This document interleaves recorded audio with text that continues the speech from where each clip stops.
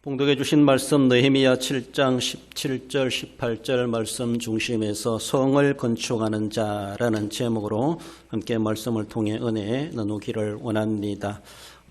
이스라엘 백성들이 바벨론 포로에 갔다가 이제 돌아와서 예루살렘 성을 재건하는 그런 모습을 보여주고 있습니다.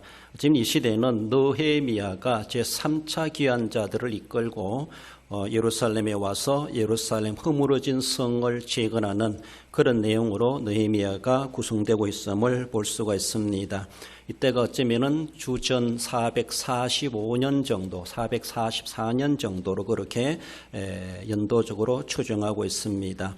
앞서 1차, 2차 기한했던 사람들과의 차이는 적어도 약 90년 이상 차이가 납니다. 먼저 돌아온 자들이 성전을 재건하고 또 틀을 잡는다고 했지만은 이후에 느헤미야가 보고받기로는 예루살렘 도성이 무너지고 불탔다. 먼저 돌아온 사람들이 뭔가 세운다고 했는데 상당한 많은 고초와 고난을 겪고 제대로 정착하지 못한다는 그런 소식을 듣고 느헤미야가 헌신하여서 이렇게 3차 기한민들을 데리고 돌아오게 되는 이러한 모습을 봅니다. 한편은 느헤미야는 바벨론에서 출생한 자가 아닌가 그렇게 봅니다. 그렇지만 그가 자신의 정체성을 늘 유대인이라는 것, 히브리인이라는 것을 기억해가며 그리고 하나님의 신앙을 굳건하게 가지고 있고 그 조상의 고향 예루살렘 성이 무너지고 불탔다는 소식을 듣고 고위층의 왕궁에 있으면서도 그것을 사양하고 왕의 제가를 받고 이렇게 백성들을 이끌고 예루살렘에 돌아와서 예루살렘 도성을 재건하는 그런 내용들을 말씀해 줍니다. 그래서 성을 건축하는 느헤미야라고 말할 수 있는데 건축한다는 것은 세운다, 짓다 이런 말이죠. 다르게 보면 상당히 긍정적이고 생산적인 일을 한다는 것을 말하고 탁상에 앉아있는 그런 삶이 아니라 정적인 삶이 아니라 동적이거나 필드, 현장에서 살아가는 사람의 모습을 말씀합니다. 성이라고 하는 것은 호말은 그런 단어인데 벽이다, 담이다, 성곽 이런 말을 할 수 있어요. 물론 성 안에 집들도 있겠지만 일단은 외곽, 성곽을 세우는 그런 일을 느헤미야가 해가고 있는데 그러니까 한마디로 담이라는 것이죠. 성을 쌓는다는 것을 볼 수 있습니다. 그 성이 있을 때 그 안에 살아가는 주민들이 보호를 받을 수가 있고 또 안전을 추구할 수가 있습니다. 한편에서는 성을 건축한다라고 하는 것 저는 우리 대한교회로 바라볼 때 우리 남전도회는 우리 대한교회의 울타리가 되어야 될 것이다. 이런 역할이 필요합니다. 그래서 누구에게 보호를 받으려고 하기보다 내가 교회를 보호하는 내가 성곽이 되어야지. 그래서 성을 건축한다는 것은 자신을 건축하는 겁니다. 자신을 든든한 울타리로 삼고 교회 안에 들어온 사람들을 돌봐줄 수 있는 그런 모습. 가정적으로 바라보면은 집안의 아버지 역할과도 같고 가장 역할과도 같다라는 것이죠. 그렇습니다. 방 안에 누워있는 아버지가 계셔도 든든하다 이렇게 말하는 것처럼 남전도회가 있다고 하는 것은 그만큼 그렇게 교회가 인간적인 모습에서도 안정감을 누릴 수가 있고 또 교회가 현장적이고 실천적인 일들을 행하여 갈 수 있는 그런 원동력의 그러한 처소가 되기도 합니다. 그만큼 남전도회는 존재 자체만으로도 필요하기도 하고 또 역할도 상당히 기대가 된다라는 겁니다. 저도 1, 2 남전도회를 이제 통합하여서 남전도회로 헌신 예배하면서 상당히 기대감을 가지고 있었습니다. 근데 실제로 보니까 요만큼 조금 부족한 것 같은 느낌이 있어요. 늘 말씀드리는데 헌신의 시작은 출석입니다. 그래서 모두가 다 일단은 동참하는 것이 필요하고 내가 1인 2역하는 것도 필요하지만은 온 공동체 회원들이 소외되지 아니하고 제외되지 아니하고 그들은 없어도 된다 이런 것이 아니라 일단은 다 참여하는 데 의미가 있다. 참가의 의미가 있다. 이것이 헌신의 시작이라고 볼 수가 있습니다. 나만이 1인 2역 3역 해가지고 해내야 되지 결코 그것은 조화롭지 못합니다. 합력하여 선을 이루어가는 것이 하나님이 보시기에 더 아름다운 헌신이 되지 않겠는가라는 것이죠. 어떤 결과의 산물을 보고 헌신이 잘했다 안 했다라기보다 모든 공동체가 비율적으로 바라볼 때 얼마나 그들이 동참하여 얼마나 그들에게 함께 보편적으로 참여하고 그 일을 이루어냈는가라는 것으로 더 가치가 있지 않겠는가 그런 생각이 듭니다.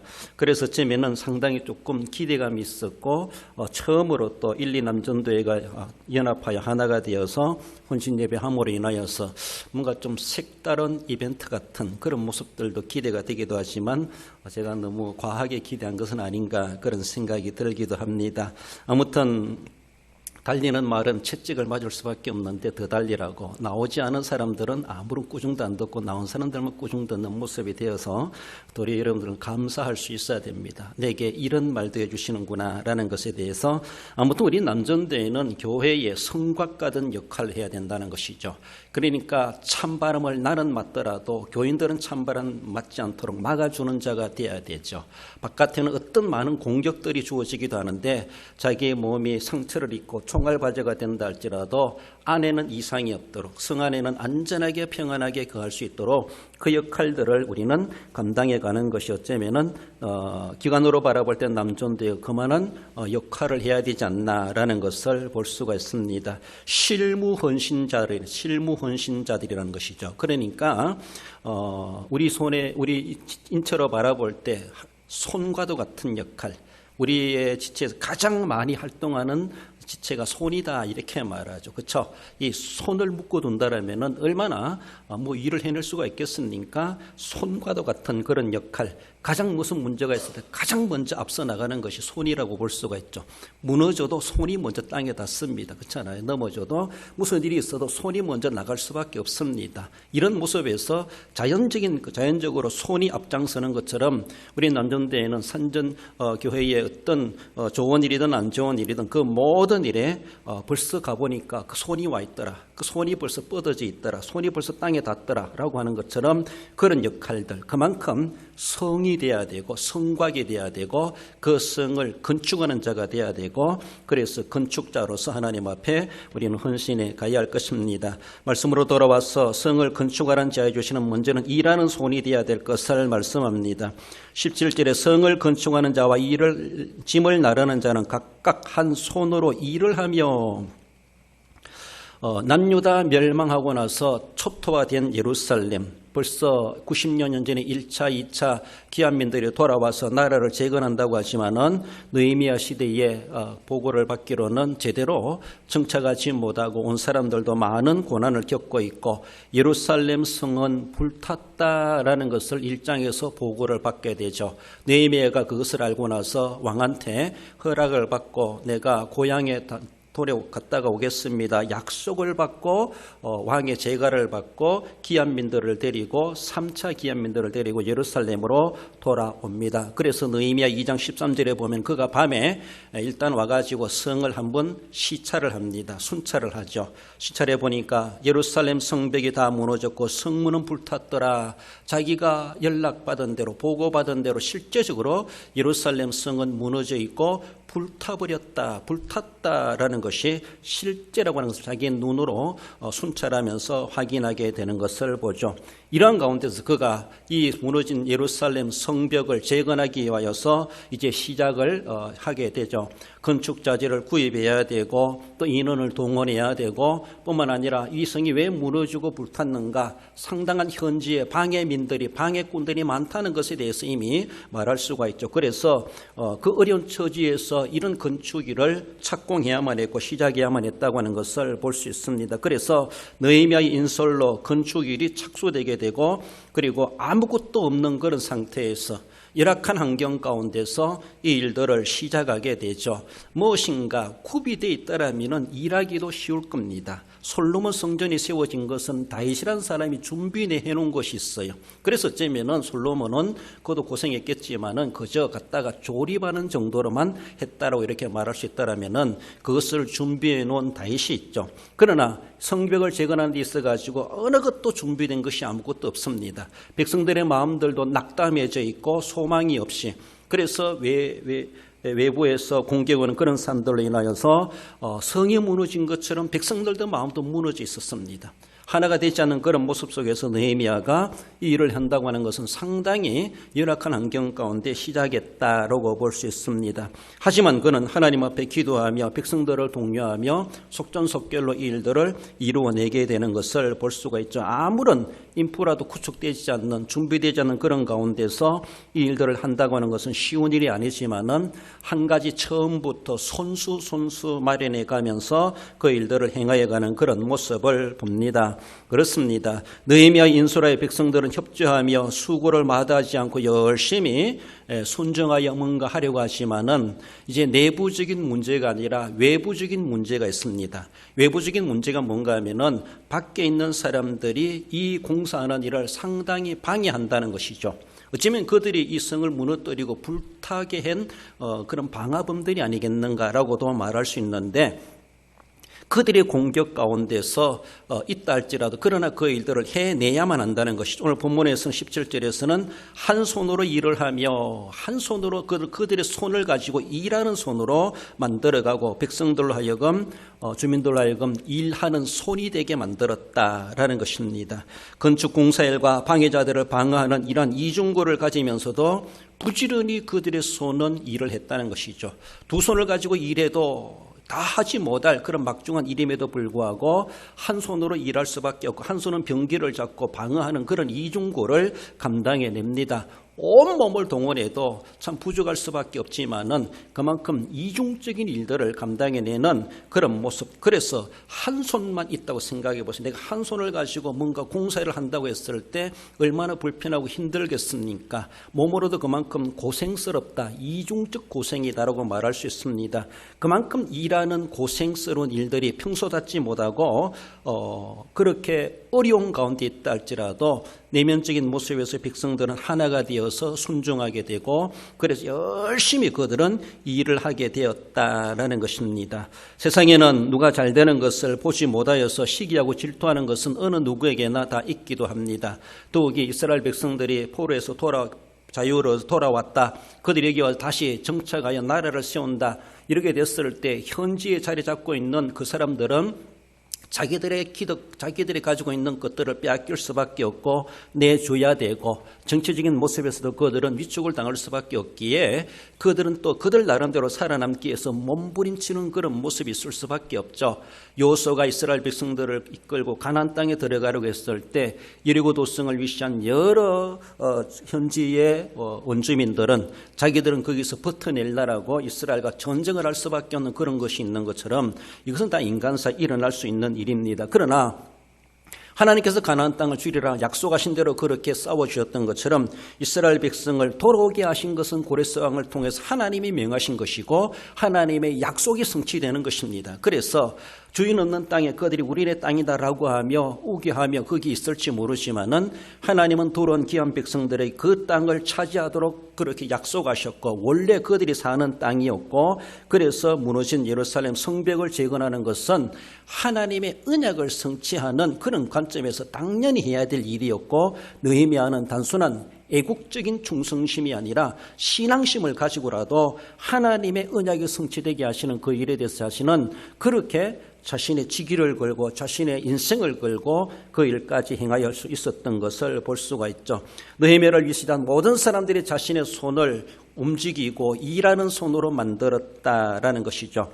우리의 몸에서 가장 재바르게 움직이는 지체가 손이라고 하는데, 만약에 손을 뒤로 딱 묶어 둔다라면은 아니면 팔짱을 끼고만 이렇게 살아간다라면은 어떻게 하겠습니까? 넘어질 때도 손이 가장 먼저 땅에 닿는다, 이렇게 그게 가장 안전하죠. 그렇습니다. 그러니까 손을 다치고 손을 묶어두고 수갑 채워 놓으면은 그만큼 모든 우리의 지체의 행동이 반으로 줄어든다라고 말할 수가 있습니다. 그러나 손만 딱 해결해 놓으면은 그 이상의 효과를 볼 수가 있는 것을 볼 수가 있죠. 우리 손이 수갑 채워져서 묶어져 있는 것이 아니라 손은 멀쩡하고 건강하고 성성함에도 불구하고 이 손을 일하는 손으로 만들지 못하고 일하지 않는 손을 가지고 달고 다니는 우리의 모습은 있지 아니한가. 오늘 본문에서 이 백성들은 느헤미야를 위시한 그들의 손은 일하는 손이라는 것이죠. 얼마나 곱고 물에도 넣지 않은 손이었는지 모르지만 그럼에도 불구하고 그 순간만큼은 건축일에 동원되어야 될 막노동까지 해야 되는 그런 손으로 모든 백성들이 거기에 합력하고 성을 빨리 건축해내는 일에 그들은 모두가 다 합력했다는 것이죠. 되는 것은 외적인 모습에서 방해자들이 있다 할지라도 거기에 연연하지 아니하고 열심히 자기의 손들을 가지고 하나님 앞에 헌신해가고 충성해왔던 그런 모습들, 남들이 시기하고 질투하고 방해한다 할지라도 그러나 그런 이중고를 겪으면서도 자기들은 해야 될 일에 대해서 낙심하지 아니하고 그 손은 자꾸 일하는 손으로 움직이게 되었다라는 것입니다. 그렇습니다. 그러므로 하나님께서는 일하는 우리의 모습들, 사람들은 일하지 않고 일을 저지르는 사람들도 있습니다. 그렇잖아요. 일을 저질러 놓고도 수습도 못 해놓고 누가 해줄 수밖에 없는 그런 상황에 놓이기도 한데 일거리를 만드는 자가 아니라 일거리를 해결해 주는 손이 돼야 되죠. 그러면 우리의 손을 그렇게 하나님 앞에 어떻게 내가 쓰여지고 있는가, 하나님이 내 손을 그렇게 귀중하게 뭔가 생산적인 건축, 생산적인 일에 나를 그렇게 쓰시고 계시는가, 하나님이 쓰시도록 내 손을 그렇게 내어드리는가. 하나님, 거기에 내 손이 갈 수가 없습니다. 일평생 그런 거 한 번도 안 해왔습니다. 나는 그런 거 별코 할 수 없습니다. 3D 직종입니다. 난 못하겠습니다. 자기 손이 그렇게 귀하고 거룩한지 모르지만은 하나님이 쓰시려고 했을 때는 3D 직종이 없습니다. 꾸중물에도 흙탕에도 정말로 시궁창에도 하나님의 손을 담그라면 담글 수가 있는 것이죠. 하나님이 쓰시기 위해서 내 손을 주셨다고 생각했을 때 우리의 몸을 가지고 하나님 앞에 무엇을 안 된다라고 반응을 보일 자가 있겠습니까? 앞서간 믿음의 선조들은 하나님 앞에 그 손을 드리기를 결코 주저하지 않았다라는 것을 볼 수가 있습니다. 이사야 35장 3, 4절에 보면은 너희는 약한 손을 강하게 하며 떨리는 무릎을 굳게 하며 겁내는 자들에게 이르기를 굳세어라 두려워하지 말라라고 말씀합니다. 너희 손을 약하게 두지 마라. 약하게 하지 말고 강하게 하라. 약한 손이랄지라도 강하게 해라. 그 말씀은 하나님 앞에 쓰임받는 손이 되라라는 것이죠. 떨리는 무릎이랄지라도 하나님은 휘청거리는 우리의 발걸음, 우리의 무릎이랄지라도 굳게 하셔서 하나님은 쓰실 수가 있으신 하나님이시다. 그래서 굳세어라 두려워하지 말라라고 말씀하십니다. 80노구의 모세는 그의 팔을 하나님은 쓰셨습니다. 그의 팔에 짚혀진 지팡이를 들었을 때 아말렉을 물리치게 되고 홍해가 건너지게 되고 놀라운 역사가 일어나고 바위에서 물이 나게 하시는 하나님이 그의 손을 그렇게 쓰셨습니다. 어린 소녀 다윗의 손에 물매를 하나님은 지어주시고 그 손을 통해서 하나님은 골리앗을 무찌르시는 놀라운 하나님의 기적과 능력을 베풀어 주었습니다. 다윗과도 같이 어린 여린 손이라 할지라도 하나님은 골리앗의 힘을 능가하는 그런 능력을 하나님은 쓰신다는 것이죠. 하나님, 내 손은 너무나 고와서 안 됩니다. 내 손은 예쁘게 화장해놨기 때문에 안 됩니다. 나는 평생 한 번도 그런 거 안 지어봤기 때문에 안 됩니다 라고 할 것입니까? 하나님 우리 손에 물매를 지어주시든지 도끼를 지어주시든지 깽기를 지어주시든지 무엇을 잡게 하시든지 하나님이 우리에게 필요하신다면 얼마든지 내어드려야 되죠. 예수님은 우리를 위해서 손을 내주셨는데 우리를 위해 십자가에 못 박히는 손으로 내어주셨습니다.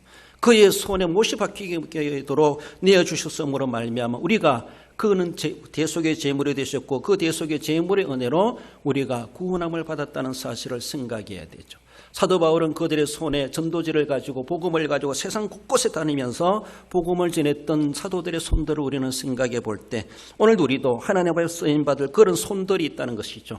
단순히 우리 몸의 손만이 아니라 마음의 손이요 신앙의 손이요 하나님도 우리에게 그 무너진 해파된 성이지만은 그 성을 재건하라고 오늘도 우리의 손을 강하게 하라. 그리고 떨리는 무릎이랄지라도 강하게 하라. 겁내지 말라. 두려워하지 말라라고 하시면서 하나님은 우리를 모세의 손과 다윗의 손과도 같이 하나님은 예수님의 손과도 같이 사도들의 손과도 같이 우리를 쓰고 싶어 하신다. 이 백성들은 자기들의 손으로 일하기를 결코 마다하지 아니하고 느헤미야가 인솔하는 대로 성을 건축하는 데로 최선으로 헌신해 갔던 것을 말씀합니다. 나아가서 성을 건축하는 자들은 싸우는 손이었음을 말씀하죠.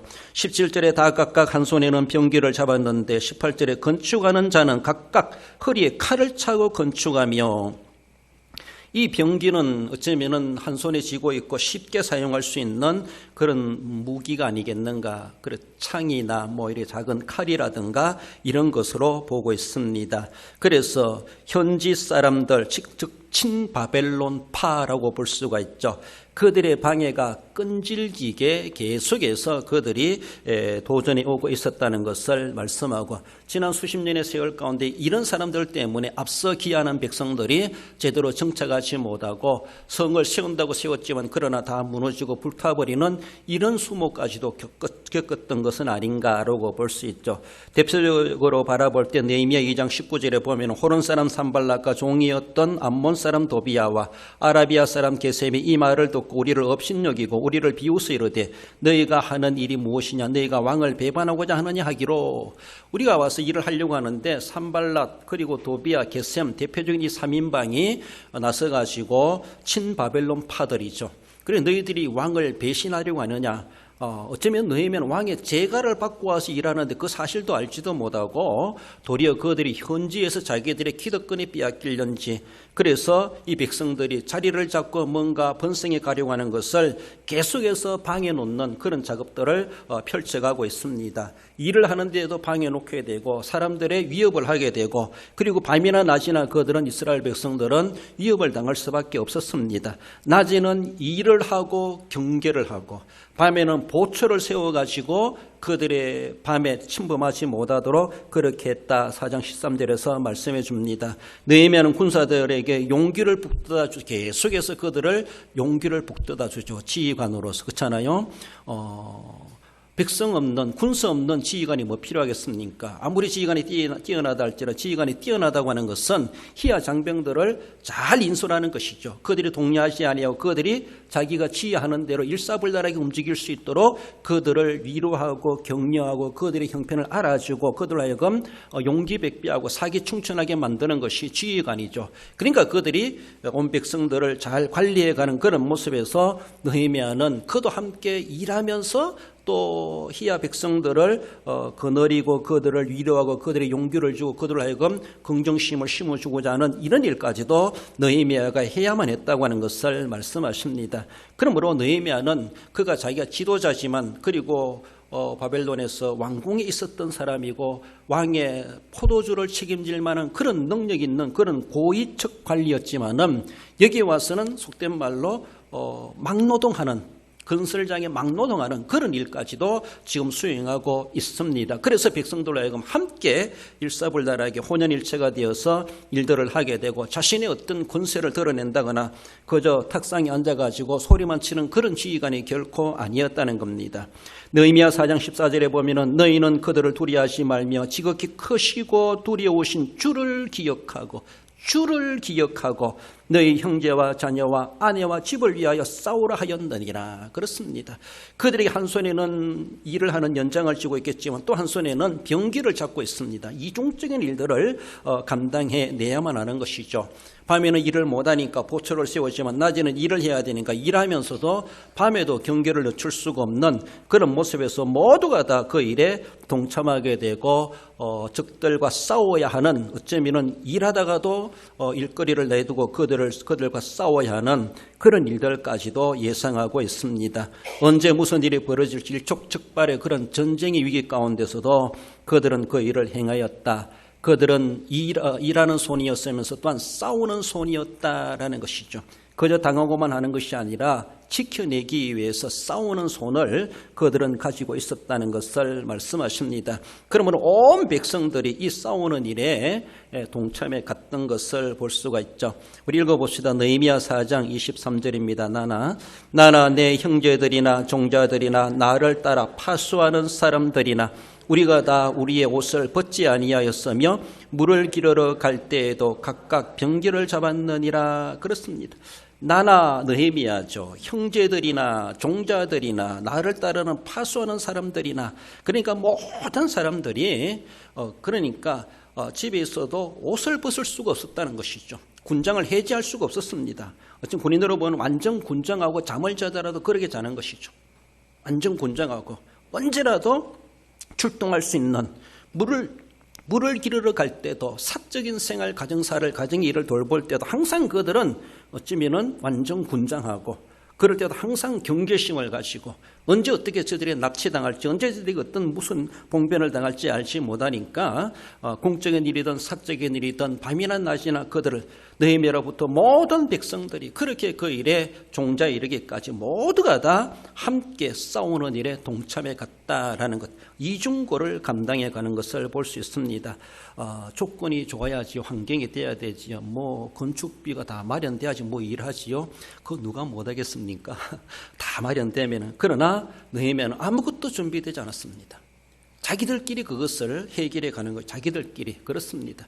우리가 뭔가 주님이 일을 하는 것에 대해서는 우리는 하나의 배짱이 있다라면은 우리 하나님이 계시다, 이 말밖에 없습니다. 그렇습니다. 하나님 어떻게 역사하실지 아무도 몰라요. 느헤미야도 몰라요. 누구도 몰라요. 교회를 하면서도 하나님의 뜻이다라고 생각하면은 무작정 불도다처럼 밀어붙일 것도 뭐 지혜롭지 못한 모습일 수도 있겠지만은, 그런 모두가 다 공감하고 합의되는 그런 모습에서는 조금 무리하다 할지라도 하나님이 하시는 일이다라고 생각했을 때는 우리가 한번 해봅시다.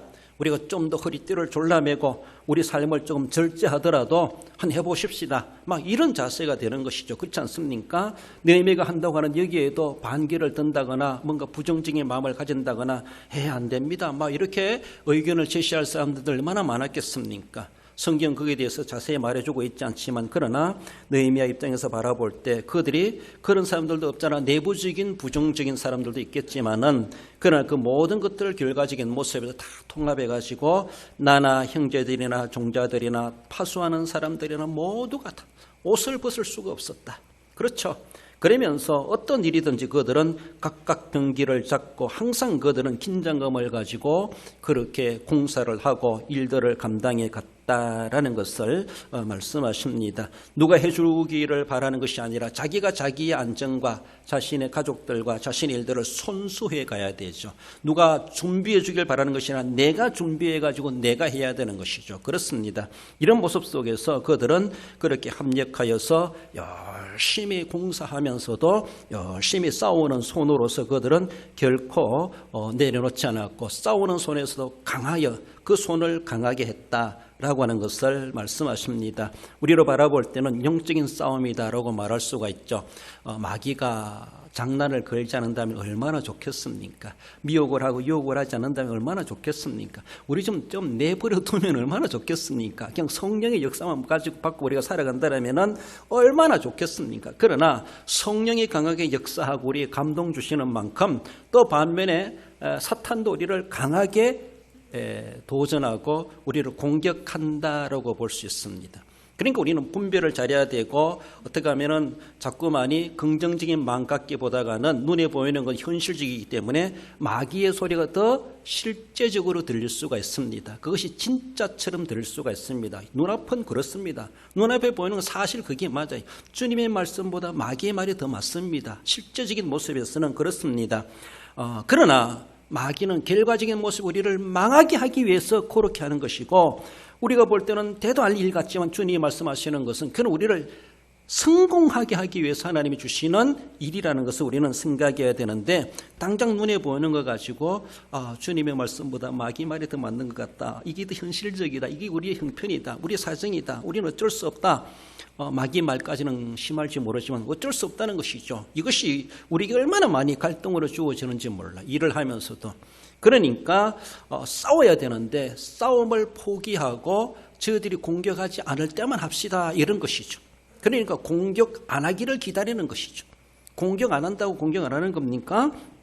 결국은 우리를 방심하게 만들고 우리가 하는 것들이 숲으로 돌아가게 만들기 위해서 적들은 호시탐탐 노리고 있다고 하는 것을 우리는 생각해야 되죠.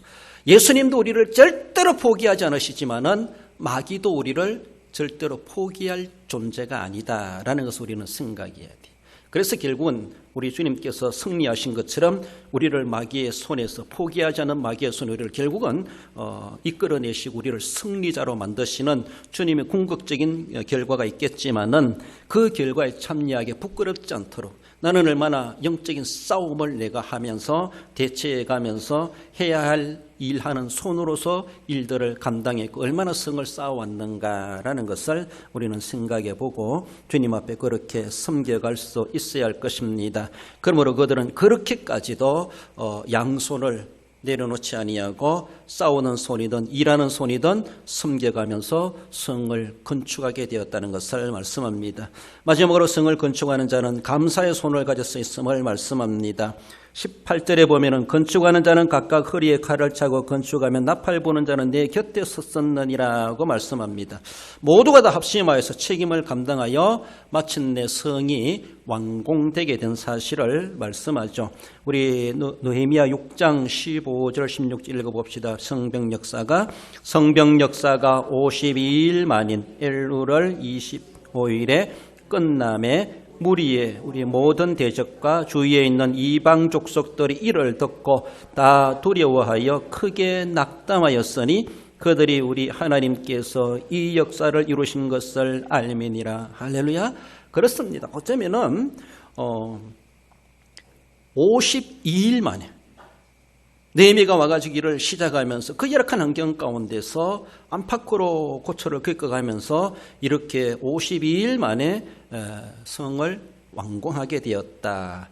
엘룰월 25일이라. 이건 엘룰은 그냥 우리로 보면 8, 9월쯤 그렇게 된다 말하는데 그것보다 아무튼 기간으로 바라보면은 52일 정도 만에 무너진 성벽을 재건하는데 모두가 다 그렇게 열심히 했다는 그 내용들 우리 다 모르지만은 가정별로 개인별로 그들이 막 구역을 맡아가지고 솔직히 말로 돈 내기로 그렇게 성벽을 쌓는 일을 했을 때 모두가 다 자기 할당 분야의 최선을 다해서 그 일들을 감당해내므로 결과적인 모습에서 성벽 역사가 52일 만에 끝났다라고 했고 그것을 반대했던 사람들은 그들이 도리어 낙심했다. 어쩌면 저들이 저렇게 속전속결로 저런 열악한 환경 가운데 저렇게 할 수가 있었을까? 세상 말로 기적이라는 것이 도저히 저건 이해가 안 된다. 어떻게 저렇게 할 수가 있었을까? 크게 낙담하였으니 그들이 우리 하나님께서 이 역사를 이루신 것을 알미니라. 인간의 힘으로 아니다. 저거는 그들이 믿는 하나님이 도와주지 않았으면 저렇게 되지 못한다. 어느 누구든지 계산이 안 나오는 것인데 이건 정말로 신이 하신 것이다. 하나님이 하신 것이다. 세상 사람들마저도 그래서 낙담하게 되고 두려워하게 되죠. 그렇습니다. 하나님이 하신 것입니다.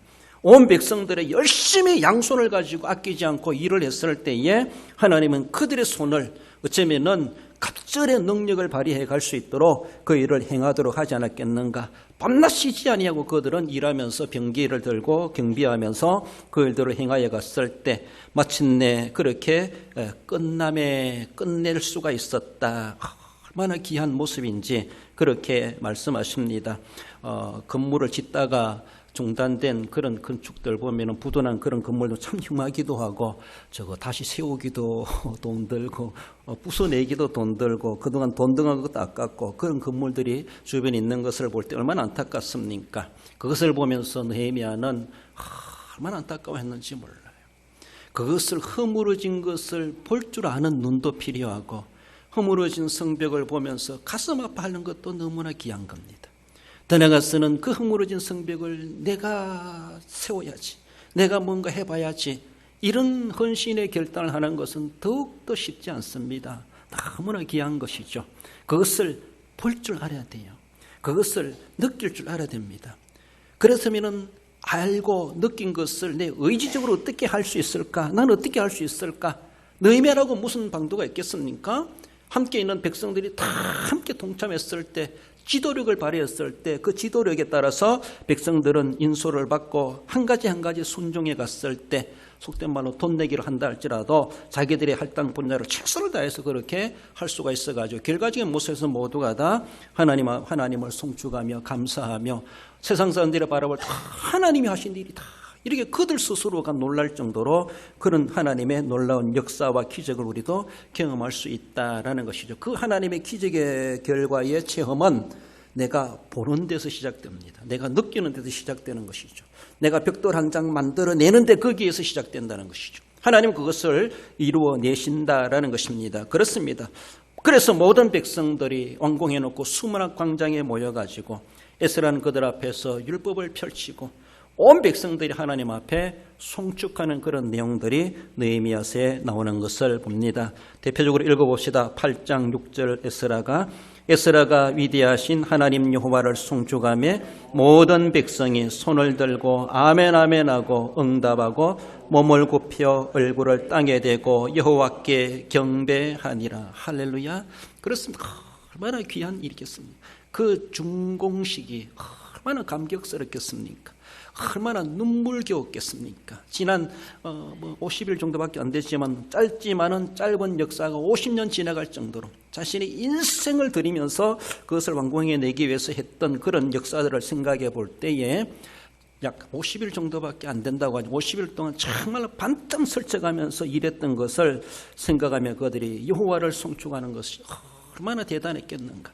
또 여기에서 오랜만에 율법을 낭독하는 에스라의 목소리를 들으면서 그들이 얼마나 감격스러워했는지, 율법대로 지키지 못한 것을 회개하며 또 하나님께서 그들의 이런 감격의 날을 주신 것을 생각하며 하나님 앞에 그렇게 송축하며 모든 백성이 손을 들고 아멘 아멘 하고 응답하고 몸을 굽혀 얼굴을 땅에 대고 여호와께 경배하니라. 여호와께 그들이 손을 들고 아멘 했던 그 손은 한 손에 연장을 잡은 손이, 한 손에 병기를 잡은 손이었습니다. 그렇게 부르트고 힘들고 상처 입은 그런 손들일 겁니다. 그들이 아직도 흙이 묻어 있는 손일 수도 있습니다. 그들이 그렇게 군살이 배겨 있는 손일 수가 있습니다. 그 손을 보신 우리 하나님께서 얼마나 귀하게 계시겠는가.